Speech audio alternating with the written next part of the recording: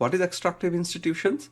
Institutions which work only for few people in a country, যারা হচ্ছে either political পার্টির জন্য কাজ করবে অথবা হচ্ছে ওখানকার যে এলিটের জন্য তাদের জন্য কাজ করবে, কাজ করে শুধুমাত্র তাদেরকে রিটার্ন দিবে।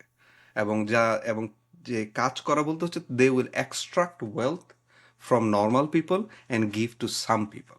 And the opposite of extractive institution is inclusive institutions where all the people come, যেখানে সেন্ট্রালি পলিটিক্যালি কান্ট্রি ম্যানেজ করা হয়, যেখানে ইনস্টিটিউশন মেক শিওর করে যে কিছু লোক যাতে সবার কাছ থেকে ভ্যালু এক্সট্রাকশন না করতে পারে, না করে they can improve the country. So that is inclusive institution. Another critical concept এই বইয়ের মধ্যে যেটা আছে সেটা হচ্ছে critical juncture. So critical juncture হচ্ছে যে প্রত্যেকটা কান্ট্রির লাইফ হিস্ট্রির মধ্যে দেয়ার আর সিচুয়েশনস যেখানে country can decide where to go.